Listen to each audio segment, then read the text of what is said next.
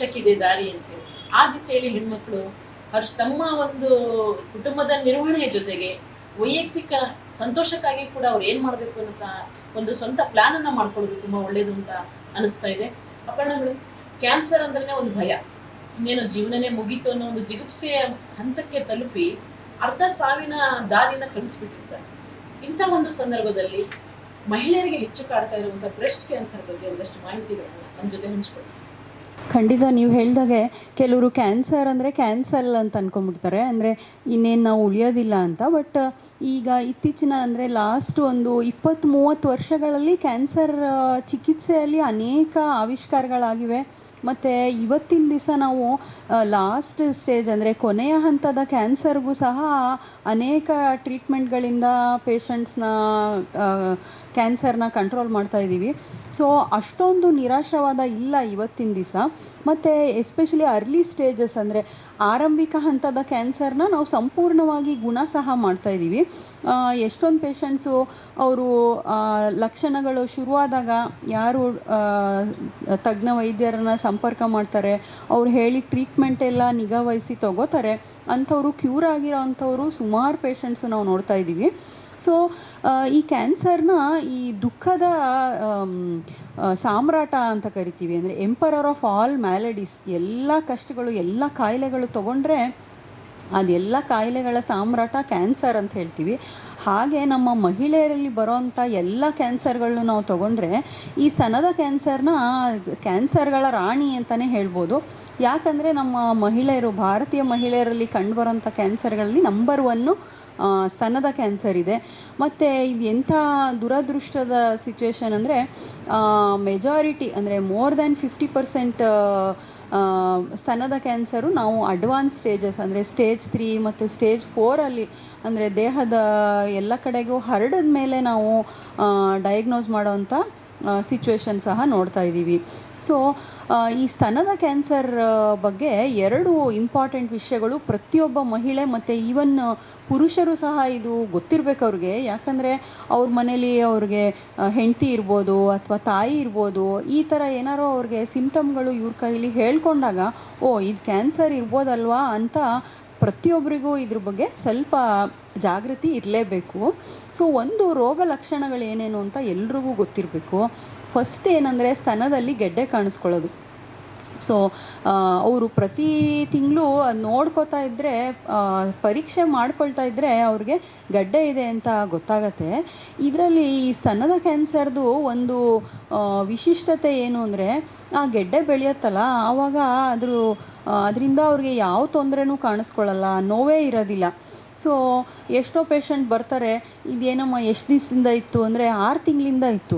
6 ತಿಂಗಳಿಂದ ನೀವು ಏನು ಮಾಡ್ತಾಯಿದ್ರಿ, ಇಷ್ಟೊಂದೆಲ್ಲ ಹರಡ್ಬಿಟ್ಟಿದೆಯಲ್ಲ ಇವಾಗ ಅಂತಂದರೆ ಇದು ಕ್ಯಾನ್ಸರ್ ಲಕ್ಷಣ ಅಂತ ನನಗೆ ಮುಂಚೆನೇ ಗೊತ್ತಿದ್ದಿದ್ರೆ ಫಸ್ಟೇ ನಿಮ್ಮ ಹತ್ರ ಬರ್ತಾಯಿದ್ದೆ, ನನಗೆ ಇದ್ರ ಬಗ್ಗೆ ಏನೂ ಗೊತ್ತೇ ಇರಲಿಲ್ಲ ಅಂತ ಹೇಳ್ತಾರೆ. ಸೊ ಈ ಕ್ಯಾನ್ಸರ್ ಏನಂದರೆ ಕಳ್ಳನ ಥರ, ಅದು ನಮ್ಮ ಮನೆಗೆ ಬಂದ್ಬಿಟ್ಟು ಕಳ್ಳ ಯಾವತ್ತೂ ಬಾಗಿಲು ತಟ್ಟೋದಿಲ್ಲ. ಸೊ ಈ ಕ್ಯಾನ್ಸರು ಹಾಗೆ, ಅದು ಮೆಲ್ಲಿಗೆ ಬೆಳೀತಾ ಇದ್ದಾಗ ನಮಗೆ ಯಾವುದೇ ರೀತಿಯ ಸಿಂಪ್ಟಮ್ನ ಅದು ಕೊಡೋದಿಲ್ಲ. ಸೊ ಈ ಗೆಡ್ಡೆ ಕಾಣಿಸ್ಕೊಂಡಾಗ ನೋವಿಲ್ಲ ಅಂತ ಅದನ್ನ ನಿರ್ಲಕ್ಷ್ಯ ಮಾಡೋದು. ಆ ನಿರ್ಲಕ್ಷ್ಯ ಮಾಡಿದಾಗ ಏನಾಗುತ್ತೆ, ನಾವು ಅದು ಬೆಳೆಯೋದಕ್ಕೆ ಇನ್ನೂ ಆಸ್ಪದ ಕೊಟ್ಟಾಗತ್ತೆ. ನೆಕ್ಸ್ಟು ಅದು ಕಂಕ್ಳಿಗೆ ಸ್ಪ್ರೆಡ್ ಆಗುತ್ತೆ, ಕಂಕ್ಳಲ್ಲಿ ಇನ್ನೊಂದು ಗೆಡ್ಡೆ ಕಾಣಿಸ್ಕೊಳ್ಳುತ್ತೆ. ಆವಾಗ ಕೆಲವ್ರಿಗೆ ಸ್ವಲ್ಪ ಭಯ ಆಗುತ್ತೆ, ಇದೇನಿದು ಬರೀ ಸ್ತನದ ಇದ್ದಿದ್ದು ಈಗ ಇನ್ನೊಂದು ಗಂಟು ಶುರು ಆಯ್ತಲ್ಲ ಅಂತ ಹೆದರ್ಕೊಂಡು ಕೆಲವರು ಬಂದ್ಬಿಡ್ತಾರೆ ಅವಾಗ ನಮ್ಮ ಹತ್ರ, ಅಂದರೆ ಡಾಕ್ಟ್ರ್ ಹತ್ರ ಹೋಗ್ತಾರೆ ಯೂಶಲಿ. ಇನ್ನು ಕೆಲವರು ಇನ್ನೂ ಸ್ವಲ್ಪ ಈ ಎಮ್ಮೆ ಚರ್ಮ ಅಂತಾರಲ್ಲ, ಇನ್ನೂ ನೆಗ್ಲೆಕ್ಟು, ಅವ್ರಿಗೆ ಅದು ನೆಕ್ಸ್ಟು ಇನ್ನೂ ಹರಡಿ ಕುತ್ತಿಗೆಯಲ್ಲಿ ಗಂಟು ಕಾಣಿಸ್ಕೊಳುತ್ತೆ. ಆವಾಗ ಅವ್ರಿಗೆ ಇನ್ನು ಸ್ವಲ್ಪ ನೋಡ್ತಾರಲ್ಲ ಯಾರಾದರೂ, ಏನ್ರಿ ಇದು ಕಾಣ್ತಾ ಇದೆಯಲ್ಲ ಕತ್ತಲ್ಲಿ ಗಡ್ಡೆ ಅಂತ ಬೇರೆ ಯಾರು ಹೇಳ್ತಾರಲ್ಲ, ಆವಾಗ ಎಲ್ಲರೂ ಹೇಳಿದ್ದು ಕೇಳಲಾರ್ದಲೇ ಆವಾಗ ಡಾಕ್ಟ್ರ್ ಹತ್ರ ಬರ್ತಾರೆ. ಸೊ ಇಷ್ಟೊಂದು ಅದು ಹರಡೋದಕ್ಕೆ ನಾವು ಟೈಮ್ ಕೊಡಬಾರ್ದು. ಇನ್ನು ಕೆಲವ್ರು ಏನಂದರೆ ಎಮರ್ಜೆನ್ಸಿಗೆ ಅವರು ಫಿಟ್ಸ್ ಅಂತ ಬರ್ತಾರೆ. ಫಿಟ್ಸ್ ಯಾಕೆ ಬರ್ತಾ ಇದೆ ಅಂತ ಬ್ರೈನು ಸ್ಕ್ಯಾನ್ ಮಾಡಿದಾಗ ಆ ಬ್ರೈನಿಗೆಲ್ಲ ಹರಡಿರುತ್ತೆ. ಹಾಗೆ ಫುಲ್ಲು ಓವರಾಲ್ ಬಾಡಿ ಚೆಕಪ್ ಮಾಡಿದಾಗ ಬ್ರೆಸ್ಟಲ್ಲೂ ಸಹ ಗಂಟಿರುತ್ತೆ. ಸೊ ಇಷ್ಟೊಂದು ಅದು ಬೆಳೆಯೋದಕ್ಕೆ ನಾವು ಆಸ್ಪದ ಕೊಡಬಾರ್ದು.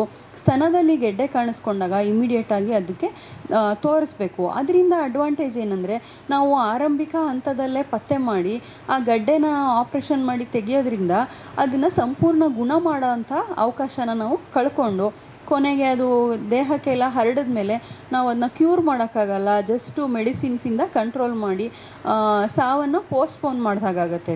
ಸೊ ಸ್ತನದಲ್ಲಿ ಗೆಡ್ಡೆ ಕಾಣಿಸ್ಕೊಂಡ್ರೆ ಅದನ್ನ ನೆಗ್ಲೆಕ್ಟ್ ಮಾಡಬಾರ್ದು.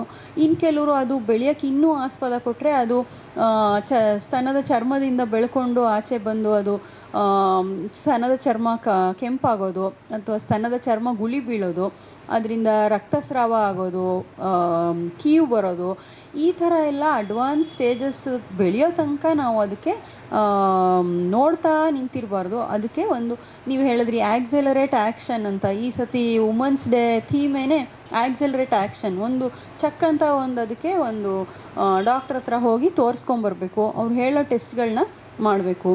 ಮತ್ತು ಈ ನಿಪ್ಪಲ್ಲಿಂದ ರಕ್ತಸ್ರಾವ ಆಗೋದು, ಕಂಕ್ಳಲ್ಲಿ ಗಡ್ಡೆ ಕಾಣಿಸ್ಕೊಳ್ಳೋದು ಅಥವಾ ಕುತ್ತಿಗೆಯಲ್ಲಿ ಗಡ್ಡೆ ಕಾಣಿಸ್ಕೊಳ್ಳೋದು, ಈ ಥರ ಲಕ್ಷಣಗಳಿದ್ದರೆ ಅದಕ್ಕೆ ಖಂಡಿತ ಇಮಿಡಿಯೇಟಾಗಿ ಡಾಕ್ಟ್ರ್ ಹತ್ರ ಹೋಗಬೇಕು. ಸೆಕೆಂಡ್ ಪಾಯಿಂಟ್ ಏನಂದರೆ, ನಾವು ಅದು ಬರೋಕ್ಕೆ ಮುಂಚಿತವಾಗೇ ಕೆಲವು ಟೆಸ್ಟ್ನ ಮಾಡೋದ್ರಿಂದ ಇದನ್ನು ನಾವು ಆರಂಭಿಕ ಹಂತದಲ್ಲಿ ಪತ್ತೆ ಮಾಡ್ಬೋದು. ಹೇಗೆ ಅಂದರೆ, ಈಗ ನನಗೆ ಯಾವ ಲಕ್ಷಣಗಳು ಇಲ್ಲ, ನಾನು ತುಂಬ ಚೆನ್ನಾಗಿ ನಾರ್ಮಲ್ ಆಗಿದ್ದೀನಿ, ಆದರೆ ಒಂದು ಸ್ಕ್ರೀನಿಂಗ್ ಮ್ಯಾಮೋಗ್ರಫಿ ಅಂತ ಹೇಳ್ತೀವಿ, ಅಂದರೆ ಸ್ತನದ ಒಂದು ಎಕ್ಸ್ರೇ ಮಾಡ್ತೀವಿ, ಅದರಲ್ಲಿ ಸಣ್ಣದಾಗಿ ಬೆಳೀತಾ ಇರೋಂಥ ಸ್ತನದ ಕ್ಯಾನ್ಸರ್ ಇದ್ದರೆ ಅದನ್ನ ನಾವು ಅರ್ಲಿ ಸ್ಟೇಜಲ್ಲಿ ಪಿಕಪ್ ಮಾಡ್ಬೋದು. ಸೊ ಯಾರು ಈ ಸ್ಕ್ರೀನಿಂಗ್ ಮ್ಯಾಮೋಗ್ರಫಿ ಮಾಡಿಸ್ಕೋಬೇಕಂದ್ರೆ, ನಿಮ್ಮ ವಯಸ್ಸು 40 ವರ್ಷಕ್ಕಿಂತ ಹೆಚ್ಚಾಗಿದ್ದರೆ, 40 ವರ್ಷ ಆಗ್ತಿದ್ದಂಗೆ 2 ವರ್ಷಕ್ಕೊಮ್ಮೆ ಈ ಸ್ಕ್ರೀನಿಂಗ್ ಮ್ಯಾಮೋಗ್ರಫಿ ತಪಾಸಣೆನ ಮಾಡ್ಕೊಳ್ಳೋದ್ರಿಂದ ಕ್ಯಾನ್ಸರ್ನ ನಾವು ಸ್ತನದ ಕ್ಯಾನ್ಸರ್ನ ಅರ್ಲಿ ಸ್ಟೇಜಲ್ಲೇ ಪತ್ತೆ ಮಾಡ್ಬೋದು. ಕ್ಯಾನ್ಸರ್ ಹೇಗೆ ಒಂದು